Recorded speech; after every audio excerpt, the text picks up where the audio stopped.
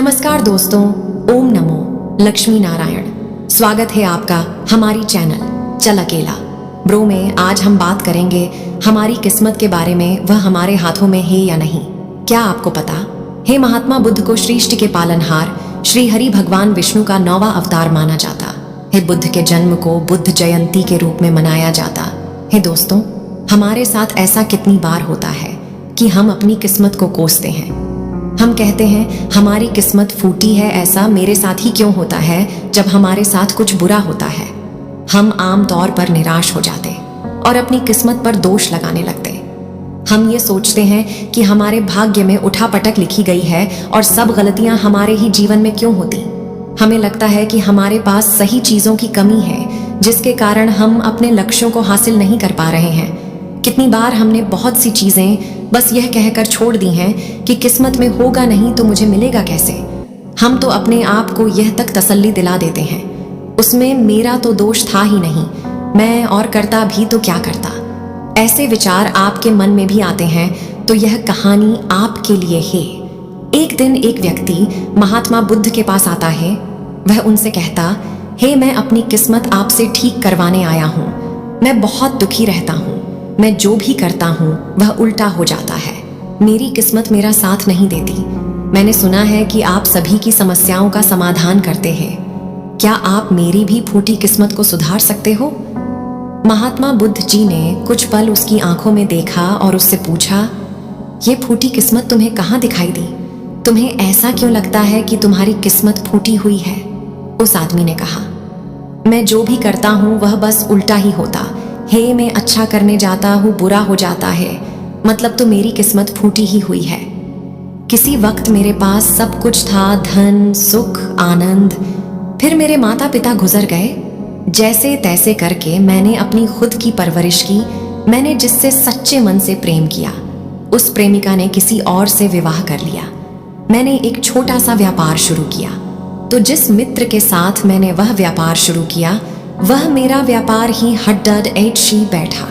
मुझे किसी ने बताया कि आप सारी समस्याओं का हल निकाल देते हैं, क्या आप मेरी भी किस्मत ठीक कर सकते हो?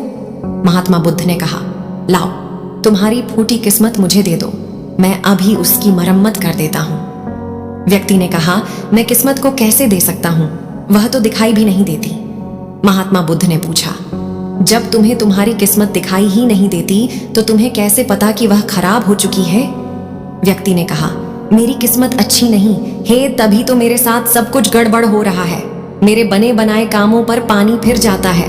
अगर मेरी किस्मत अच्छी होती तो सब कुछ ठीक होता ना। बुद्ध ने कहा, तुम ठीक दिखाई देते हो, तुम्हारा स्वास्थ्य भी ठीक लग रहा है, तुम्हारे हाथ पैर भी सलामत है, अभी तक तुम मरे नहीं हो। मुझे तो तुम्हारी किस्मत में कोई भी खराबी नहीं दिखाई दी। तुम्हारी किस्मत खराब होती तो तुम बीमार होते, तुम मृत्यु को प्राप्त हो जाते, लेकिन ऐसा तो कुछ भी नहीं है। फिर तुम क्यों कह रहे हो कि तुम्हारी किस्मत फूटी हुई है? व्यक्ति ने कहा, आप समझ नहीं रहे हैं, मेरे ऊपर बहुत कर्ज है। लोग रोज मेरे घर मुझे धमकाने आते हैं। जिनसे मैंने कर्जा लिया है वे मुझे मारने तक की धमकी देते हैं। मेरा घर भी उन्होंने छीन लिया है, अभी भी मेरे पीछे पड़े हैं। तो ऐसे में मैं कैसे कह सकता हूं कि मेरी किस्मत अच्छी है? महात्मा बुद्ध ने सोचा और कहा, समस्या गंभीर है। व्यक्ति ने उदासीनता के साथ कहा, जी हां, अब आप समझे ना कि मैं कितने बड़े दुख से गुजर रहा हूं। महात्मा बुद्ध ने समझाया, तुम्हारी किस्मत अच्छी है कि तुम जीवित हो इस दुख का सामना करने के लिए, और इस जीवन से ही तुम अपनी समस्याओं का सामना कर सकते हो। व्यक्ति ने कहा, बुद्ध आप नहीं समझ रहे। तब महात्मा बुद्ध ने उससे कहा, समझ लो तुम नहीं रहे, आओ मेरे साथ। महात्मा बुद्ध से व्यक्ति को अपने साथ पास बुलाया। ये देखो इस बहती नदी को, इस नदी में अगर मैं एक पत्ता गिरा देता हूं तो तुम मुझे बताओ यह पत्ता किस दिशा में बहेगा? व्यक्ति ने कहा, पत्ता तो नदी के बहाव के साथ नदी की दिशा में ही जाएगा। बुद्ध ने कहा, बिल्कुल सही, अब बताओ पत्ते की किस्मत किसके हाथ में है? व्यक्ति ने कहा, इस पत्ते की किस्मत नदी के हाथ में है, वह जहां चाहे इसे ले जा सकती है। तो महात्मा बुद्ध ने कहा, लेकिन पत्ते तो मेरे हाथ में हैं, मैं चाहूं तो इसे नदी में डाल सकता हूं, चाहूं तो नहीं। व्यक्ति ने कहा, तो फिर इसकी किस्मत आपके हाथों में है, आप जहां चाहे इसे डाल सकते हैं। महात्मा बुद्ध ने कहा, लेकिन इस पत्ते की किस्मत मेरे हाथ में भी नहीं है। मैं जितना भी चाहूं इस पत्ते को सूखने से नहीं रोक सकता। ये सूख ही जाएगा और मर जाएगा।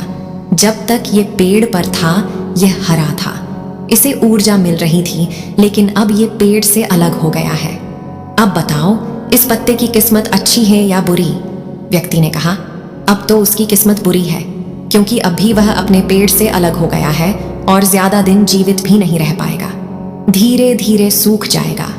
महात्मा बुद्ध ने कहा, अभी यह मरा नहीं है, अभी भी यह जीवित है और लाभ यह है कि अभी यह पत्ता वह सब कुछ कर सकता है जो पेड़ से लगे रहकर भी नहीं कर सकता था।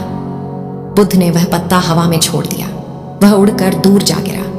तब बुद्ध ने कहा, देखो, पेड़ पर रहकर भी कभी इतनी दूर नहीं जा सकता था।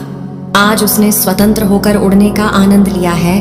फिर वह पत्ता उड़कर नदी में जा गिरा। बुद्ध ने कहा, देखा, अब वह पत्ता नदी में तैरने का भी आनंद ले रहा है। और अगर तुम ध्यान से देखो तो यह पत्ता कितने सारे छोटे छोटे जीवों को अपने ऊपर बिठाकर नदी के एक किनारे से दूसरे किनारे पहुंचा रहा है। इस पत्ते की भी किस्मत अच्छी है, क्योंकि वह अपने नए अवसरों को ढूंढने में लगा हुआ है। तुम्हारी समस्याएं तुम्हें उड़ने का अवसर दे सकती हैं, यदि तुम उन्हें सकारात्मक नजरिए से देखो तो। उस आदमी ने वहां खड़ी डीडीडे होकर महात्मा बुद्ध की बातों पर विचार किया। धीरे धीरे उसने पूरी कहानी के पीछे छिपे गहरे अर्थ को समझना शुरू किया। वह महात्मा बुद्ध की ओर देखते हुए बोला, आप सही कह रहे हैं महात्मा जी।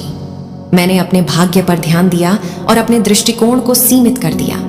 मैं इतना प्रयास कर रहा था कि समस्याओं और मुश्किलों पर ही फोकस करता रहता, जिसके कारण मैं उनमें मौजूद अवसरों को देखने में असमर्थ था।